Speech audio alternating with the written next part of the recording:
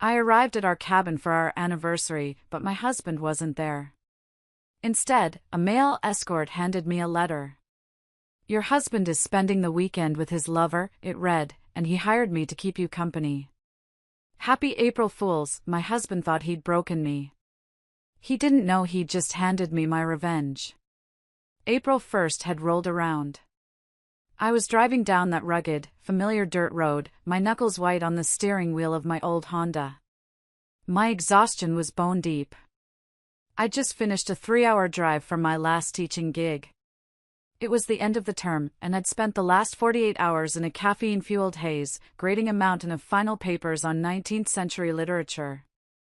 I remember the last paper I graded, some kid's wild theory about Moby Dick. I'd given him a B for sheer creativity. All I wanted was to get to our family cabin, the little A-frame my parents had left me. It was my sanctuary.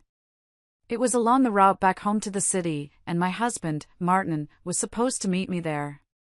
He was a nurse, and his schedule was always the opposite of mine. But we had planned this weekend for months. It was our anniversary. 7 years. He'd promised to drive up the day before, Thursday, to get the fireplace going, stock the place with groceries and wine. He said he was going to cook for me. All I had to do was show up. The trip had taken longer than I planned.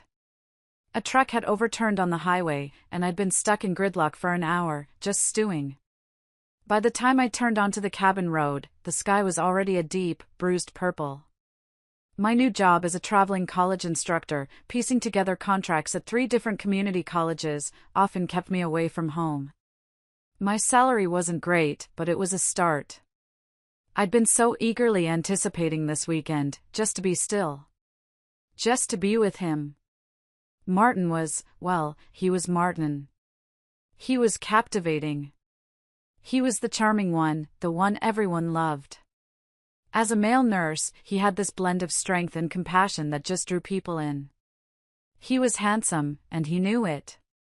His scrubs, always perfectly pressed, turned heads at the hospital, though he swore he never noticed the attention. I'd first crossed paths with him 7 years earlier, at my best friend Teresa's college graduation. He was her roommate's friend, and the 4 of us ended up at a noisy bar for dinner. He and I just clicked. I was the quiet one, the nerdy academic. He was the life of the party. He spent the whole night focused just on me, making me laugh, making me feel like the only person in the room. Back then, he'd been so charming. Less than a year later, we were married. What truly drew me to him was that magnetic personality. He was warm, approachable, effortlessly sociable. He made me feel seen. Lately, we'd been seriously discussing starting a family. The big conversation. We were looking at houses online, talking about mortgages. My little 2-bedroom condo was fine for us, but not for a baby. We were saving every dime from my salary and his, trying to build up a down payment. We were supposed to be a team. As I navigated the final, twisting stretch of road, I couldn't help but smile when the cabin finally came into view. I'd been imagining this moment all day. I'd walk in, the fire would be roaring, he'd hand me a glass of wine, and I could finally just collapse. But something was wrong. I pulled up, the crunch of gravel under my tires the only sound. Martin's sensible gray sedan was nowhere to be seen. The cabin was dark. Not just evening dark, but cold, empty dark. I thought about calling him, but my phone had lost service 10 miles back, like it always did. With a sigh, I parked the car, grabbed my heavy overnight bag, and walked up to the front door. It was locked. Of course it was. But I knew exactly where we kept the spare key, under the chipped gnome statue by the porch steps. I fished it out, my fingers cold. The lock clicked, and I pushed the door open. Martin? The air that hit me was cold. Stale. It smelled like dust and pine cleaner, not wood smoke and cooking. I flicked on the light. Nothing. No overnight bag by the door. No boots kicked off on the mat. No jacket thrown over the chair. Martin? I called again, louder this time. I walked into the kitchen, my heart starting to thud in a way I didn't like. I opened the fridge. It was completely, utterly empty. No food. No drinks. Not even the bottle of wine he'd promised. I walked into the small bedroom. The bed was perfectly made, the quilt tucked in tight, just as I'd left it 2 months ago. His suitcase wasn't there. His toiletries weren't in the bathroom. My first thought was panic. A cold, sharp fear. Was he in an accident? Did something happen on the drive up? Did his car break down? I ran back to my car, slammed the door, and turned the key just to see if my phone could get a single bar of service. Nothing. No service. It was too late to safely drive back down the twisting, dark roads. I turned off the car, my mind racing. I figured I'd wait. Maybe I'd mixed up his arrival time. Maybe he got called into the hospital. I sat there in the dark, in my cold car, for a long time. 10 minutes. 20. The silence of the woods pressed in. I was getting really, truly scared. I was about to risk the drive back to town to find a payphone when my phone, still in my hand, lit up. Not with a call. The lock screen just came on. And I saw the date. Friday, April 1st. Damn it, Martin, I muttered, the words fogging up the windshield. My panic instantly curdled into pure, hot annoyance. April Fool's Day. Of course. Every year, he tried to outdo himself with pranks. He was relentless. One year, he'd replaced the sugar with salt right before I made my morning coffee. I'd sputtered and spit it all over the kitchen. He'd laughed for a week. Another time, he'd hidden little plastic spiders in all my dresser drawers. He thought it was hilarious when I screamed. This was elaborate, even for him. Making me drive 3 hours, worried sick, to an empty cabin. He was probably hiding somewhere nearby, in the woods, filming me on his phone, ready to jump out and yell April Fools. All right, Martin, very funny. I yelled, getting out of the car and slamming the door. You win. The prank is great. Now, can we please just start our weekend? Silence. The wind just whispered through the pines. Now I was just irritated. I was tired, I was hungry, I was cold, and I was in no mood for this. If this was his idea of a joke, he'd taken it way too far. I debated leaving. Just driving home and letting him sit here alone in the dark, wondering where I was. But my own exhaustion, the thought of that 3-hour drive back, it stopped me. Fine. I yelled at the empty woods. I'm going to bed. This is the worst prank ever, just so you know. I grabbed my bag, stomped back to the door, and fumbled with the key again. I was not going to play along. I was going to go inside, put on my pajamas, get into that cold bed, and read my book. He could explain himself tomorrow. I was just pushing the door open, fuming, when headlights appeared. They flickered through the trees, winding their way down that same dirt road. My annoyance eased, replaced by a grudging relief. That had to be him. He'd seen me going inside, realized I wasn't playing his stupid game, and was finally giving up the prank. I stood on the porch, crossing my arms, waiting for him to pull up so I could give him a piece of my mind. But as the car drew closer, I realized it wasn't Martin's sensible gray sedan. It was a black Mustang, sleek and low to the ground. An expensive car. My brow furrowed. Did he seriously go this far for a prank? Rent a muscle car? The car rolled to a stop a few feet from me, its engine rumbling, a deep, powerful sound. It idled there for a moment. Then, the driver's window slid down with a quiet whir. A man leaned out. He couldn't have been more than 24, 25. And he was beautiful. Like, distractingly handsome, with dark, wavy hair and eyes that seemed to look right through me, even in the glare of his own headlights. This was definitely not one of Martin's friends from the hospital. "Are you Caroline Miller?" he asked. His voice was smooth, self-assured. I crossed my arms, my annoyance flooding back, now mixed with confusion. This was the most ridiculous prank. "Who's asking? Is Martin paying you for this? The joke's over, okay? It stopped being funny an hour ago. You can tell him." The man didn't smile. He just looked at me, his expression almost bored. "I'm serious," he said. "My name is Shane. I was hired to deliver this and make sure you read it." He put the car in park, the engine noise cutting off, leaving us in a sudden, ringing silence. He got out. He was tall, wearing a nice leather jacket that probably cost more than my last paycheck, and he smelled faintly of expensive, spicy cologne. He was holding a sealed, cream-colored envelope. I looked down.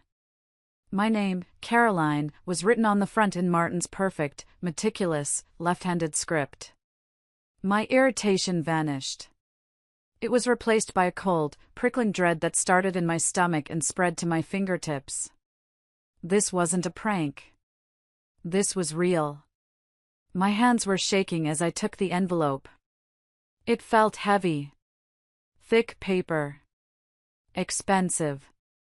I tore open the seal, my fingernail catching on the paper. I pulled out the letter, a single folded sheet, and unfolded it. "Caroline, my love," it began. I let out a small breath. Okay. Maybe it was okay. Maybe this was just the clue to the prank. "See? It's..."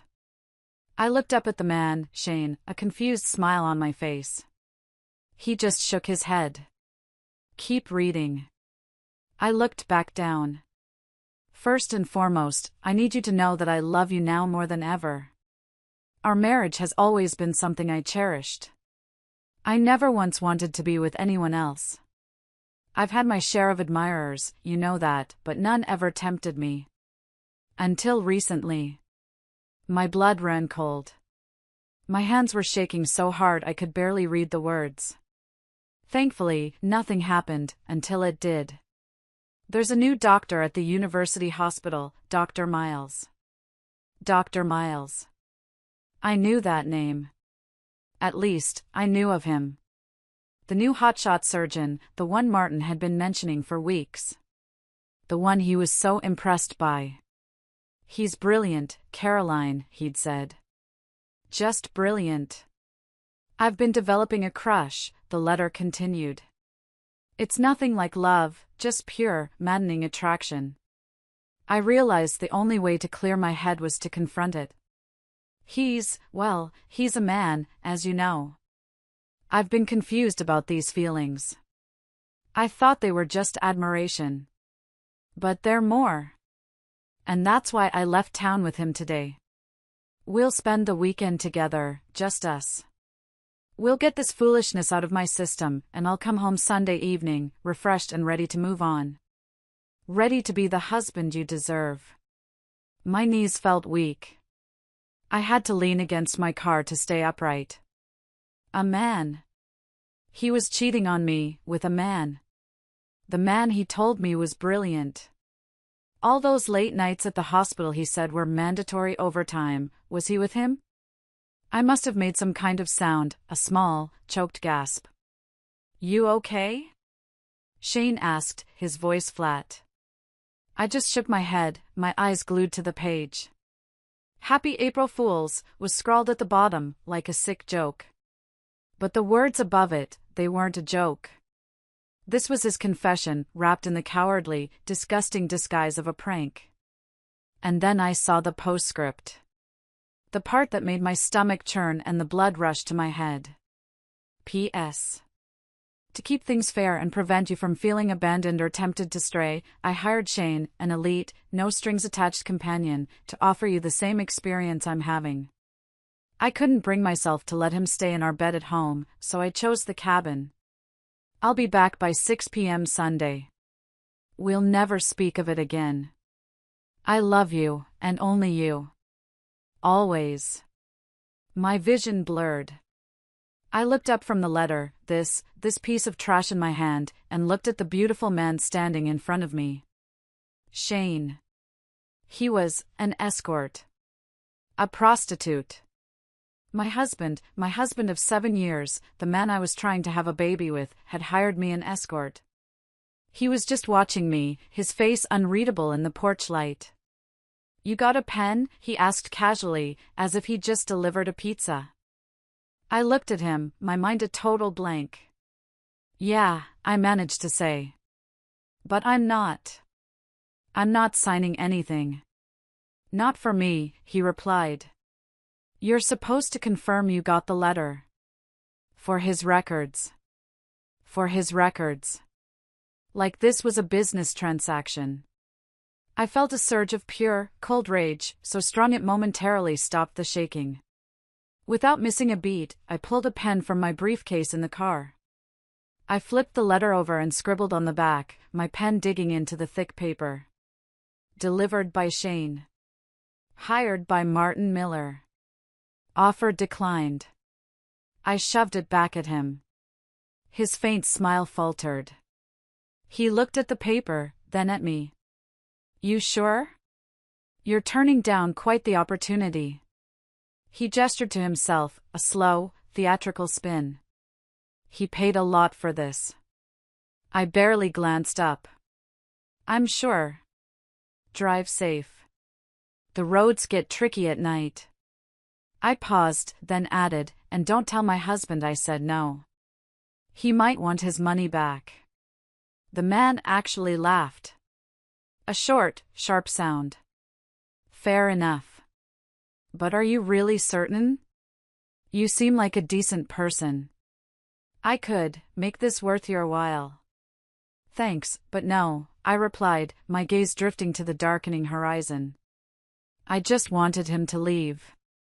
I wanted to be alone. I wanted to crawl into a hole and die. I've got enough on my mind already. He sighed, pulled a pen from his own jacket, and signed the letter himself. Okay.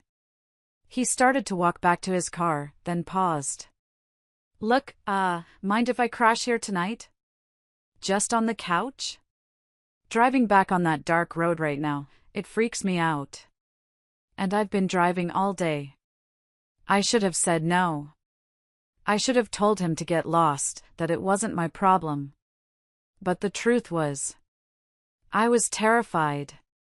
The thought of being alone in that cabin, knowing what I now knew, knowing my entire life had just exploded.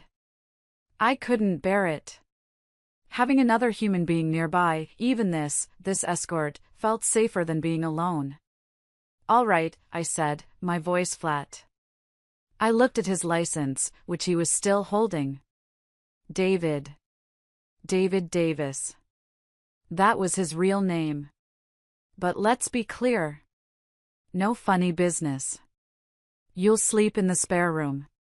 The little one off the kitchen. Try anything at all, and you're out. I mean it. David's eyes widened in genuine surprise. Wow. That's a first.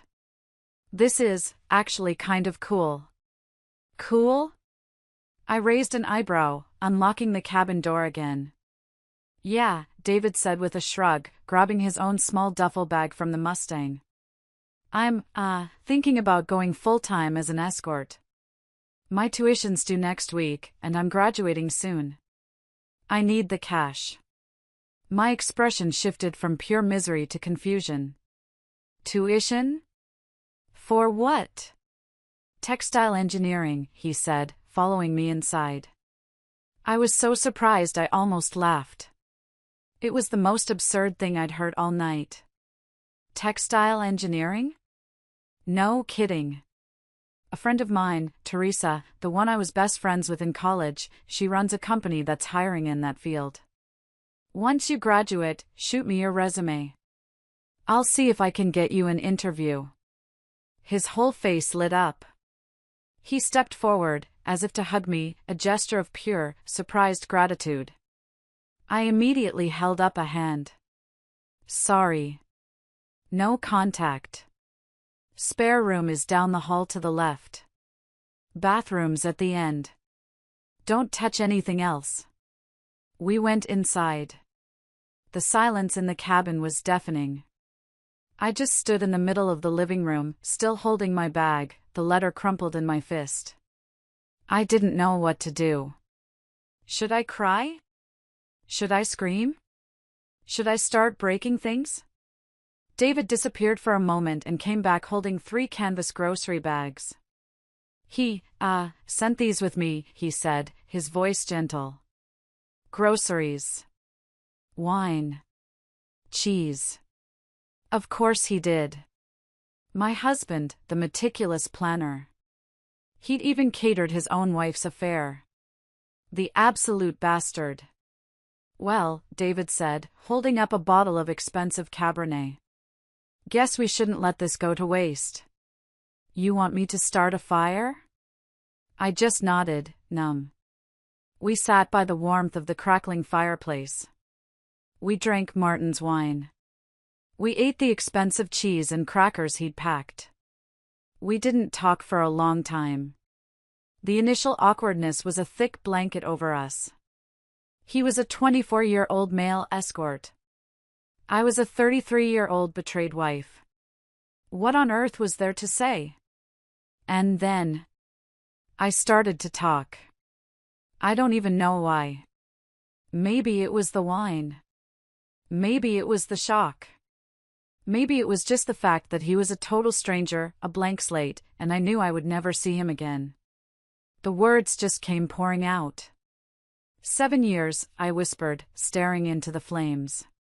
We've been married for 7 years. We met in college. My best friend, Teresa, was dating his roommate. He was so charming. So alive. He made me feel. I don't know. He made me feel like I was the only person in the room. David just listened. He didn't nod, he didn't say I'm sorry. He just sat there, on the other end of the couch, watching me, his expression unreadable. I told him everything, I continued, the words tumbling out. How my parents adored him. My dad died 2 years ago. He loved Martin like a son. He left us a small inheritance. Not much, but we were saving it. Saving it for a house. I told David about our plans. The specific house we'd been looking at online, a little blue Cape Cod with a big backyard.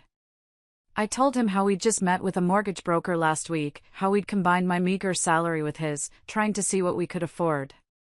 We were going to start a family, I said, and that's when the first tear slipped down my cheek. The word family hung in the air, a cruel joke. We had an appointment. At the fertility clinic. Next month.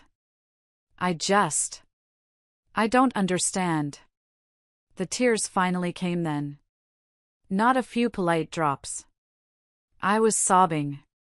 The ugly, gasping, snotty kind of sobs that steal your breath and make your whole body ache. I was humiliated, breaking down in front of this stranger. This escort. I buried my face in my hands, my shoulders shaking. David didn't move. He didn't touch me. He didn't pat my back or say it's going to be okay. He just sat there, patiently, letting me fall apart. After a minute, he quietly got up, went to the bathroom, and came back with the box of tissues. He didn't hand it to me. He just slid it across the coffee table, so it was in my reach. That simple, human act, devoid of any desire, any pity, it was exactly what I needed. It was respectful.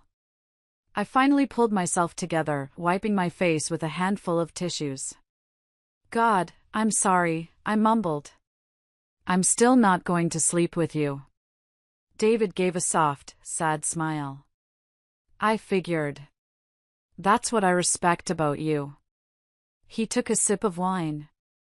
Now, can I tell you my story? Of course, I nodded, my voice rough. We've got nothing but time. Leaning back, David watched the fire flicker as he began. I grew up in a tiny mountain town in Kentucky. My dad, he left before I was born. My mom, she has MS, multiple sclerosis. The medical bills. He shook his head, his gaze distant. They buried us. We lost our house. He told me school was his escape. He was smart, especially in math and science. But he had to start working at 12. Cleaning houses, waiting tables, mucking stalls, anything to help out. While other kids were going to dances, going on dates, he said, I was pulling double shifts. I was just invisible. The poor kid. He paused to take another sip of wine. My scholarship was based on my math and science scores. It got me into a good school, but scholarships don't cover everything. I needed cash. For books, rent, and for my mom's medication. The stuff the insurance wouldn't cover. His expression darkened. I didn't know how to handle anything. I'd never really dated. I met this girl my sophomore year.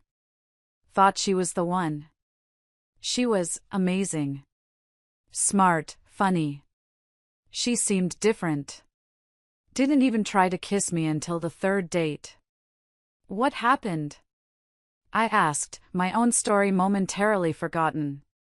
Christmas break came, he said bitterly. She ghosted me. 10 straight days of silence. I thought I'd done something wrong. When I came back, she called like nothing had happened. It took weeks, but I forgave her. I was stupid. We started sleeping together. One night, I told her I loved her. He just stared into the fire. She just froze. Said nothing. Then she broke down. Admitted she had a husband back home. And 2 kids. He was deployed. She'd been cheating on her family with me. Oh my God, I whispered. Please tell me you kicked her ass, I said, my voice dry. David grinned, but it was a grim, mirthless expression. Oh, I did. Metaphorically. I told her exactly what I thought of her, right there in the dining hall. It felt amazing. But after that, I stopped trusting people. Relationships seemed like traps. Just transactions. He sighed. I needed money, fast. My mom's small inheritance from her grandmother? The little bit of money she had saved? It was gone in 6 months, eaten by medical debt. My roommate, he was the one who suggested escorting. You're a good-looking guy, David, he said. And you're a great listener. Rich women will pay just for that. His smile faded as he set the glass down. So I tried it. And he was right.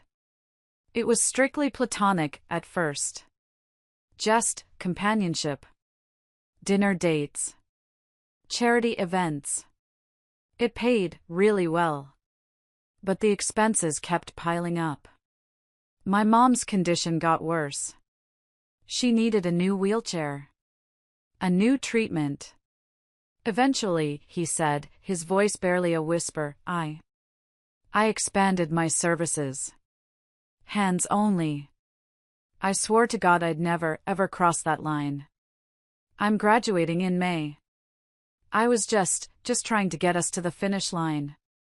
Then, he said, and he finally looked at me, your husband called. He found me on a website. Offered me $3,000 for this weekend. Said you were incredible in bed. That you were well above average and that he felt guilty leaving you alone. He said he had to scratch an itch. To move on. He wanted to make it even. Silence settled over us, thick and heavy, as we watched the embers smolder. He was just a kid. A kid drowning in debt, trying to save his mom. And my husband, with his good hospital job and his comfortable life, had used his money to drag this kid into our mess. If I'm that good, why would he even think about cheating? The question hung in the air, unspoken this time. David didn't have an answer. After a long while, I did something that surprised me. I moved across the couch, draped an arm around his shoulders, and kissed his forehead. "Thanks," I whispered. "You turned the worst day of my life into something a little less awful." David met my gaze, sincerity shining in his eyes.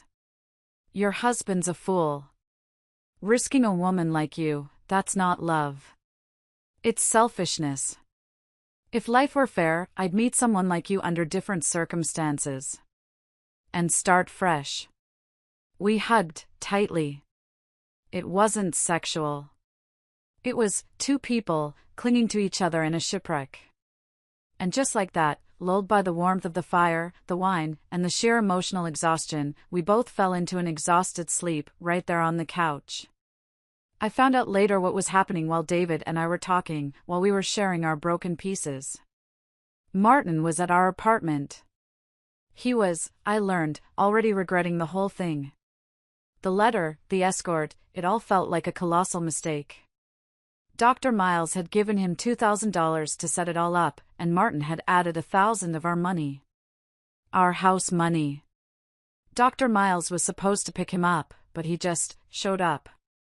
He pushed past Martin into the apartment, his eyes sweeping the room like he owned it. "Not bad," he remarked, running a hand along our bookshelf. "A little cramped, though." Martin, trying to be assertive for once, told him they needed to go, that he'd booked a resort. But Miles just smirked. "Eager to get me into bed already, huh?"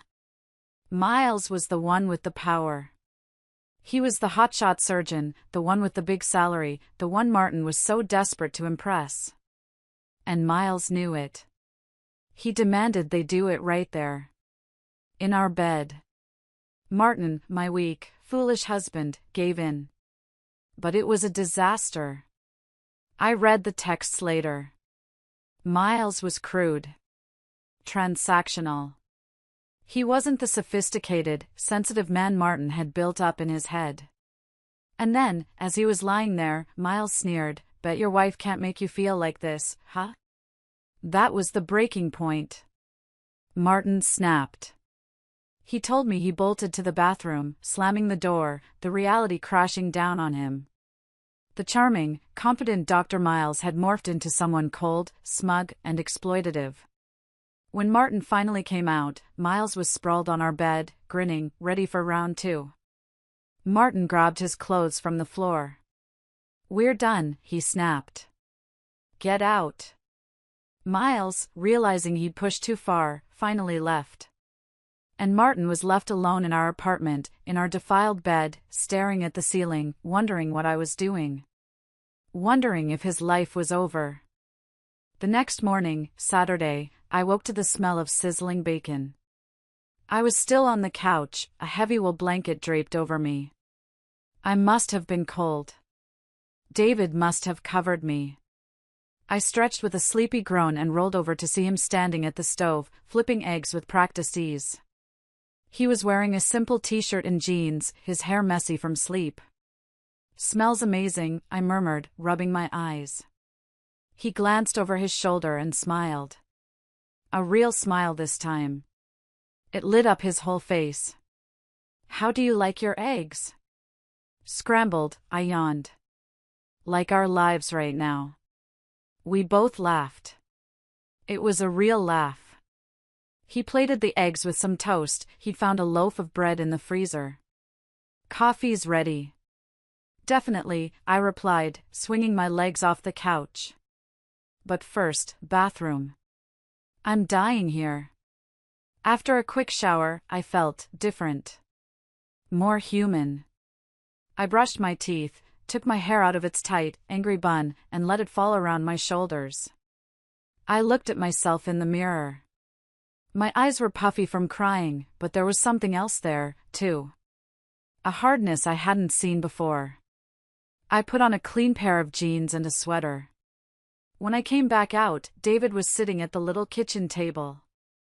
"Now that's an improvement," he said with a warm smile. "Really?" I teased, pouring myself a mug of coffee. Wasn't I at least a little tempting before? In my 3-day-old grading outfit? "Oh, absolutely," he admitted, his voice dropping. "I'd have to be 6 feet under not to feel something." "But..." He hesitated. "I'm not interested in Shane. Shane is a product. I want to know David." My playful expression softened. "Caroline Miller. Do you always know exactly what to say?" "Only when it's the truth," he said. We sat down to eat. The bacon was perfect. It was the first real food I'd had in... I don't know. It tasted like hope. Afterward, as we cleared the table, the reality of the situation came back. David reached for his suitcase. "I guess this is goodbye," he said softly. I stepped in front of the door, crossing my arms. "My husband paid for you to stay the whole weekend. $3,000, you said. How about you actually stick around?" David frowned, confused. "But you already said no." "Too, you know." "Yeah," I nodded, my tone firm. "And I meant it. But I'm not about to sit here alone, staring at the walls, waiting for my life to officially end." "He paid for your time. I'd rather spend the weekend with someone worth my time. Someone who's honest." He hesitated. "I can't sleep with you, Caroline." I meant what I said. If I did, I'd be no better than him. I gave a small shrug. "Who said anything about sleeping together? Let's just talk. There's a stash of board games and playing cards in that closet. We can go for a hike. The weather's nice.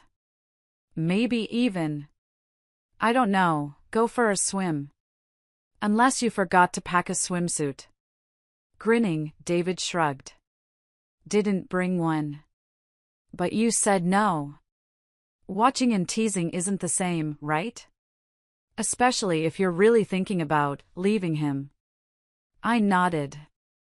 A cold, hard knot of certainty was forming in my stomach. "Agreed, Mr. Davis." "Ms. Miller," he teased back. "Please. Call me David." "Okay, David," I said. "And you can call me Caroline. Shane is gone." "Deal," he said, his smile bright. "Chantel. I mean, Shane is gone. Don't call me that again." We spent the rest of that Saturday just being. It was surreal. We played a vicious game of Scrabble. He beat me with the word quartz.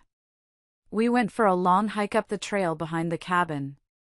We talked about everything and nothing. Favorite movies. Books we hated. He told me about his engineering projects. I told him about my students. We didn't talk about Martin. We didn't talk about his mom. We just existed. The laughter was easy, echoing across the woods as the weight of the weekend momentarily lifted. By the time we returned to the cabin, flushed and sweaty from the walk, it was late afternoon. I looked at the lake, glittering in the sunlight. Then I looked at David. "Feel like swimming in your underwear?" His smile widened. "Absolutely." This time, I didn't need him to tell me to turn around. We both turned our backs, a gesture of respect. We stripped down to our underwear. I had on my sensible cotton bra and panties. He had on a pair of simple black boxer briefs. "Think you can catch me?" I teased, splashing into the shallow water. "Holy hell, it's freezing," he squealed as the water hit his thighs, his voice going up an octave. "Too late to back out now," I called, laughing, and I lunged toward him. He spun just as I tackled him into the lake. We both hit the water with a loud, ridiculous splash. We resurfaced, sputtering and laughing, water dripping from our faces. He was watching me, his dark eyes shining in the sunlight. "You're not what I expected, Caroline Miller," he said, his voice soft. "Neither are you, David Davis," I whispered. He swam closer. The laughter faded. The air between us was charged. I could feel the cold water, but I could also feel the heat coming off his skin. And then he kissed me. It was fierce, and raw, and undeniable. It wasn't romantic. It was human. It was all the anger at Martin, all the betrayal, all the loneliness of the last 24 hours pouring out. It was a kiss that said, "I'm alive." The lake's chill vanished as our bodies pressed together. And I kissed him back. I grabbed his shoulders and pulled him closer. In that moment, Martin didn't exist.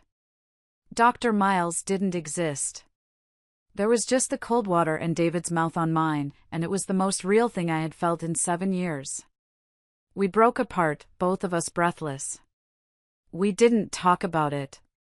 We just swam back to the shore, got out quickly, and wrapped ourselves in the towels we'd brought down. We walked back to the cabin in silence. We slept in our separate rooms that night. The spare room for him, the master bedroom for me. But everything had changed. The line had been crossed. The next morning, Sunday, the mood was different. We were quiet as we packed our bags. Reality was creeping back in. We were two strangers who had shared something intense. Now what? "Martin's not supposed to be back until this afternoon," I said, my voice hard, unfamiliar even to me. "Once he's back, I'm going to my apartment. It's my apartment, too. I'm not just going to let him have it." "You shouldn't go alone," David said, zipping his duffel bag. He looked at me, his face serious. "He's unpredictable. And he's a coward. Cowards are dangerous." "I know." I looked at him. This kid, this escort, who had been more of a man in 2 days than my husband had been in 7 years. I could use a hand. Just moving some things. I don't want to be around when this whole mess blows up. I want to be gone before he gets there. David nodded slowly. "I'm not letting you go back there alone. Let's go." We tossed our bags into the trunk of my old Honda. We left his Mustang there. I'd figure that out later. We headed down the winding forest road. The crisp morning air flowed through the open windows. On the drive back, I wasn't Caroline the victim. I was a woman with a plan. The silence in the car wasn't awkward this time. It was a planning silence. As soon as we got a bar of service, my phone buzzed with a dozen missed calls and texts from Martin. All from last night. "Caroline, where are you?" "Baby, I'm so sorry, it was a mistake. Please call me." I ignored them. My first call was to my bank. "Yes, I need to report my joint credit card stolen. Card number, yes. And I need to freeze all activity on my joint checking account, number 4-5-6-7. Yes, a total freeze. Effective immediately." David just drove, listening, a small, grim smile on his face. My second call was to my lawyer. I'd used her a few years ago to draft my will after my dad passed. "Hi, Susan, it's Caroline Miller. I need to schedule an emergency appointment." "Yes, as soon as possible. Tomorrow morning, if you have it. It's about a divorce." When we got to my town, I didn't have him drop me off at a hotel. I had him drive straight to my condo building. "Can you come up?" I asked. I need a witness. And a bodyguard, maybe. Just help me pack a bag. I don't want to be alone in there. He nodded. "Lead the way." We pulled into the garage. I used my key fob. We went up the elevator. I unlocked the door to my apartment. Our apartment. It smelled wrong. It smelled like Martin. And something else. A faint, musky cologne that wasn't his. Dr. Miles. Bile rose in my throat. I walked into the living room. And his eyes, David's eyes, landed on the framed wedding photo above the fireplace. Me and Martin, grinning on our wedding day, 7 years ago. A radiant bride and a groom who looked like he'd won the lottery. Why would he risk this? David murmured, more to himself than to me. For what? I went into my office. I started printing bank statements. Mortgage documents. Anything with my name and his on it. I was unraveling the financial ties that bound us. And then I came out, holding a stack of papers. He wanted me to have an experience, I said, my voice shaking with a cold, pure rage I had never felt before. I think he should know I did. David looked at me, confused. He wanted to defile our marriage, I said. Our bed. With him. He wanted to make it even. Fine. I looked at the unmade bed, the sheets all crumpled from them. I wanted to burn them. Caroline, what are you? I pointed to Martin's closet. The man was meticulous about his clothes. Find something fitting, I said, my voice like ice. Something he loves. David looked at me, and in his eyes, I saw he understood completely. He wasn't a kid anymore. He was my ally. He walked to Martin's closet and pulled out Martin's expensive silk pajamas. The ones he only wore on special occasions. The ones he'd worn on our honeymoon. Perfect, I whispered. We went into the bedroom. I couldn't touch those sheets. I grabbed them with the tips of my fingers, balled them up, and threw them in the hallway. I would burn them later. We put on a fresh set of linens. Clean, white sheets. And then, we staged a scene. We didn't sleep together. It was something else entirely. It was a performance. It was an act of war. It was a cold, calculated, strategic move. We messed up the clean sheets. We opened a bottle of wine from the fridge, my wine, and left it, half empty, on the nightstand with 2 glasses. And we left evidence. I don't need to be graphic. We were creative.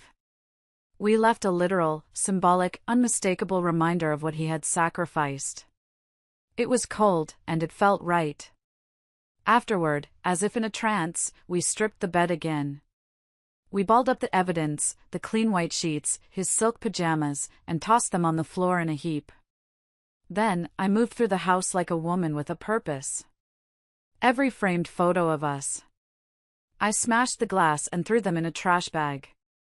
The wedding album, tossed without hesitation. In the nightstand drawer, I found the diamond engagement ring he'd given me. It had been his grandmother's. I slipped it into my pocket. It was a family heirloom, and his family wasn't getting it back. But my own wedding band, that I left behind. Right on the nightstand, in the center, where he couldn't miss it. No note. No explanation. Just silence. I packed a bag. My toiletries. My work clothes. My passport. The key to our safe deposit box, where my grandmother's inheritance jewelry was. David helped me carry it all down to the car. He was silent. He just helped. He drove me to a nice hotel across town. The kind with a kitchenette. Are you going to be okay, Caroline? He asked, as he set my bag down inside the sterile, anonymous room. I looked at him, this strange, beautiful man who had become my unlikely co-conspirator. I'm just getting started, I told him. I can picture it. I've played the scene in my head 1,000 times since then. Martin gets home Sunday evening, probably around 7. He's whistling. He's nervous, ready to lie, ready to apologize and spin his story about how Dr. Miles was confused and how he was the victim. He heads straight for the laundry room, stripping off his clothes, determined to erase every trace of his mistake before I get home. In his single-minded focus, he misses the telltale signs: my travel bag gone from the hallway closet, my favorite mug not in the drying rack, my toothbrush missing from the bathroom. Only when he goes into the bedroom to change does reality crash down. He reaches for his watch on the nightstand. And there, where his own watch usually sits, is my wedding band. Neatly placed.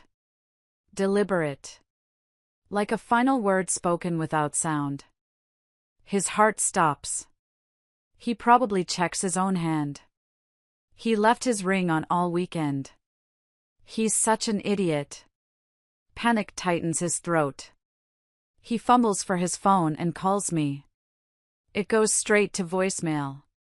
My phone is off, sitting on the hotel nightstand. He leaves a message. I still have it saved. Caroline? Baby, where are you? Please, don't shut me out. I saw your ring. I know you're furious, but I need you to hear me out. Nothing happened with Dr. Miles.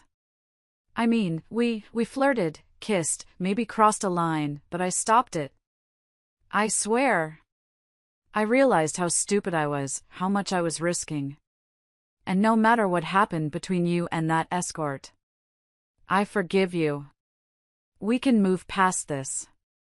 He pauses, desperate. I came home today, please just come home. I love you. I've always loved you. We can fix this. Exhausted, he ends the call. He decides to clean up. To make the bed. To erase the whole weekend, to pretend it never happened. He trudges into the bedroom and pulls back the covers. His breath catches. A dark, unmistakable stain spreads across the center of the mattress. The sharp, musky scent hits him. And next to the bed, tossed on the floor in a heap, his favorite silk pajamas, stained and crumpled. The neighbors later told my lawyer they heard a scream. A man's scream.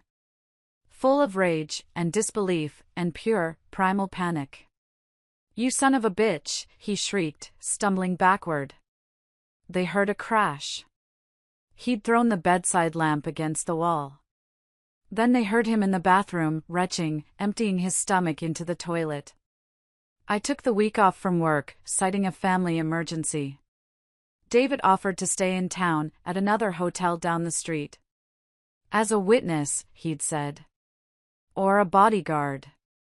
That guy, he's not stable, Caroline. I accepted. I spent Monday morning with my lawyer, Susan. I told her everything. The letter. The escort. Dr. Miles. The staged scene. I held nothing back. She just listened, her expression grim. When I was done, she leaned back. Caroline, she said, we are going to take him to the cleaners. On Tuesday night, I was starving. I'd been living on hotel coffee and granola bars. I'm hungry, I told David over the phone. I want a steak. Let's go to Silver's Steakhouse. It was the most expensive restaurant in town. The one Martin was always saving for, the one he said we'd go to when he finally got his promotion to head nurse. The one we could never afford because we were saving. Are you sure? David asked, his voice hesitant. That's a public place. What if he... I've never been more sure, I said. He took my cabin. He took my bed. He took my dignity. He is not taking my favorite steakhouse. I went to the closet in my apartment that afternoon. David stood guard at the door, and I took something. I took Martin's best suit. The expensive charcoal gray one he'd bought for a medical conference. I took it to a 1-hour tailor and had the pants taken in. That night, I put it on. The jacket was a little big, but with the sleeves rolled up, it looked powerful. I put on my best silk shirt, did my makeup, put my hair up. When David picked me up from the hotel, he was wearing a crisp button-down shirt and a blazer. He looked amazing. He whistled. "Wow, Caroline. That's his suit, isn't it?" "It is," I said, grabbing my purse. "Let's go." We looked like a power couple. We walked into Silver's. The hostess, a young woman who didn't recognize me, led us to a prime table in the middle of the room. I felt alive. I felt dangerous. And as we sat down, I saw him. Dennis. Martin's work best friend. One of his poker night buddies. He was at the bar with a few other hospital staff, all of them in their scrubs, having an after-shift drink. His eyes went wide. He saw me. He saw the suit. He saw David, this handsome, young, powerful-looking man I was with. He saw us laughing as I ordered the most expensive bottle of wine on the menu. He fumbled for his phone, his fingers flying across the screen. "Showtime," I murmured to David, taking a sip of my water. "Are you ready for this?" he asked, his hand covering mine on the table for just a second. "I was born ready," I said. We were just ordering our appetizers, the shrimp cocktail and the calamari, when the restaurant doors flew open with a crash. It was Martin.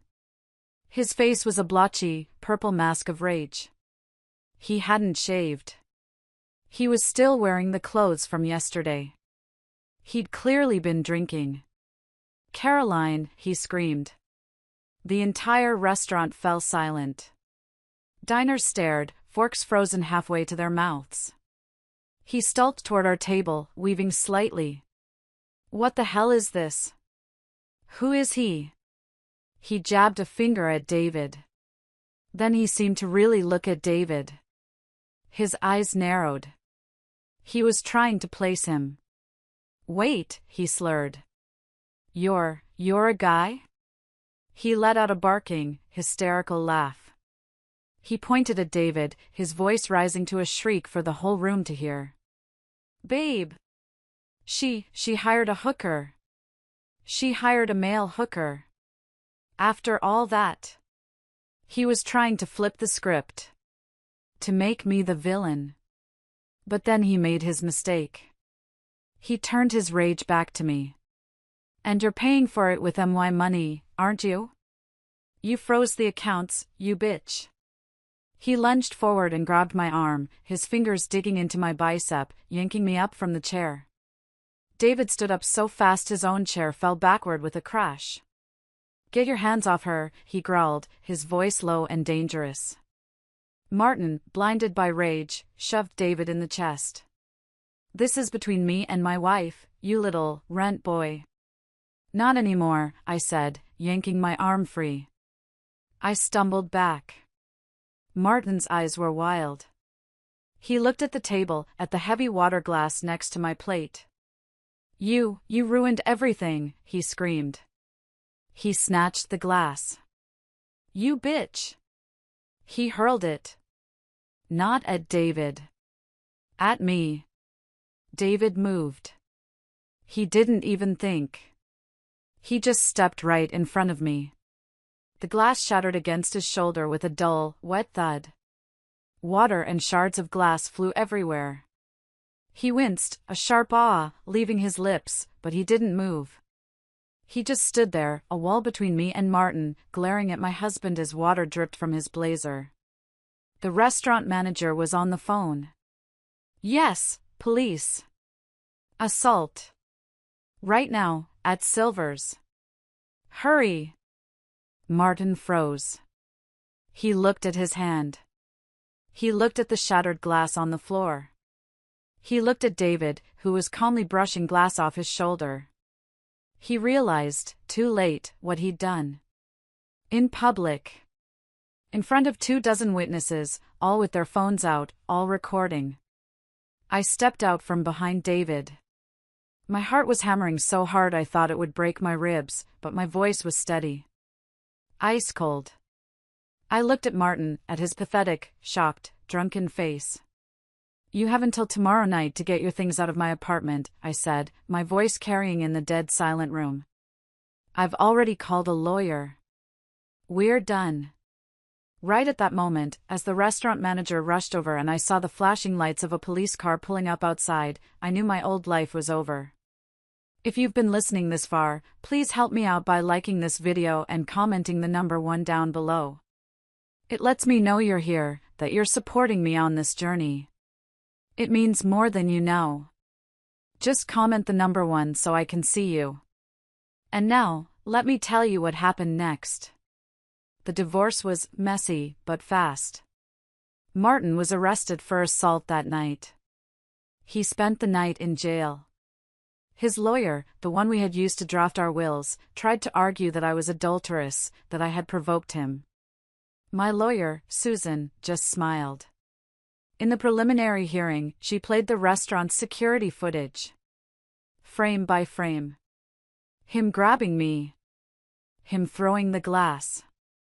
David shielding me.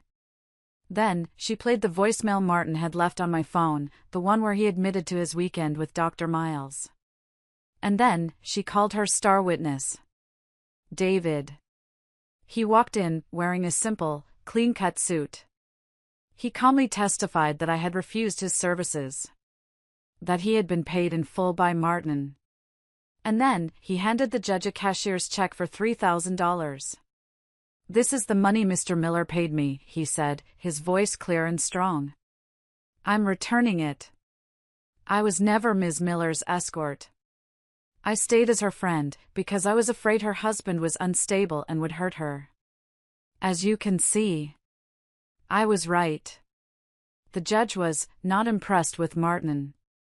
Because Martin's affair was premeditated, and his public assault was on video, the no-fault state rules suddenly had a lot of faults. I got the apartment. I got 70% of our assets, including the inheritance money my father had left me. And the judge ordered Martin to pay my legal fees. Dr. Miles? His wife found out. I may have sent an anonymous package to her lawyer, complete with copies of Martin's frantic texts and the resort reservation. She filed for divorce and took everything. His big promotion at the hospital was quietly revoked. His behavior was under review.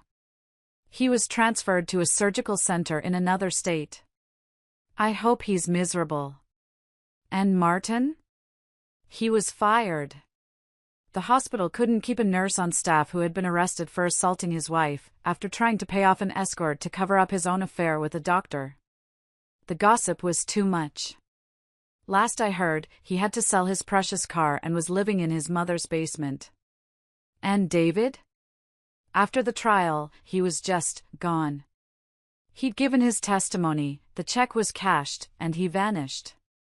He'd given me his new number, a burner phone, but I was so busy rebuilding my life, putting the pieces of myself back together, I never called. I tucked the number into an old copy of Wuthering Heights and I tried to move on. The next few years were quiet. I poured everything into my work. I wasn't just a traveling instructor anymore. I got a full-time, tenure-track position. I got that promotion I'd been working so hard for. For years later, I became the youngest department head in the college's history. I bought out Martin's share of the condo. I repainted the walls. I threw out all the old furniture. I made it my home. I dated a little, here and there. A nice history professor. A kind architect. But no one stuck. I was happy, though. I was content. I had my work, I had my friends. I had my life back. I even started a college fund for my niece, Teresa's daughter. Life was good. Then, 5 years after the divorce, it was a rainy Thursday night. I was home, grading midterms, a glass of wine on my desk. A real sense of déjà vu. I heard a knock on my door. I figured it was the pizza I'd ordered. I padded to the door, peering through the peephole. I didn't recognize the man. He was older, wearing a proper suit, his hair cut short. He looked professional. And he was holding a massive bouquet of pink roses. I opened the door, leaving the chain on. "Can I help you?" The man looked up from under the umbrella. And my heart, it just stopped. It was David. He wasn't a kid anymore. He was a man. He was 30. The 5 years had been good to him. He looked successful, confident, healthy. "Caroline," he whispered. I fumbled with the chain, my hands shaking. "David? Oh my God. What? How?" He smiled, that same soft smile I remembered from the cabin. The one that had made me feel safe. "Evening, ma'am. My name's David, and I've been hoping to meet you for quite some time." I undid the chain and let him in. I was speechless. He just stood in my living room, my new living room, looking around. "You redecorated," he said. Yeah.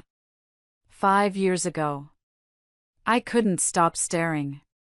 "What are you doing here? How did you find me?" He explained. He'd used the witness fee, the money I'd insisted he take after the trial, to pay off the last of his mother's medical debt. He'd graduated with honors. He'd gotten that degree in textile engineering. He had a real career now. A good one. He was a senior designer at a big firm. I hired a private investigator, he admitted, a dark blush creeping up his neck. "About a year ago. Not to stalk you. I swear. Just to make sure you were okay. To know you were safe. That Martin never bothered you again. I needed to know." He looked at me, his eyes full of an emotion I couldn't name. "I told myself I wouldn't come near you. Not until I was someone who wasn't Shane. Someone who deserved to be in the same room as you. Someone who wasn't a mess." "David," I whispered, my eyes filling with tears. He stepped closer, extending the bouquet. "I never forgot you, Caroline. Not for one day." He took a deep breath. "I talked to my mom. I told her all about you. About what you meant to me then, and what you mean to me now. I'm not that kid anymore." He took my hand. It was warm and strong. "And if you'll have me, if you're willing to try, I'm not letting you go this time. I want to do this the right way." I looked at this man. The man who had seen me at my absolute worst, broken and sobbing on a cabin floor. The man who had been my protector, my ally, my secret keeper. The man who had waited 5 years to become someone he thought I deserved. And for the first time in 5 years, I cried. But this time, they were happy tears. "Yes," I whispered, smiling through the tears. "My answer is yes. Thank you for listening to my story. It's still hard to talk about sometimes, but sharing it helps. If you've been through anything like this, or just want to show your support, please share your thoughts in the comments. And if you liked this story, a like and a subscribe would mean the world to me.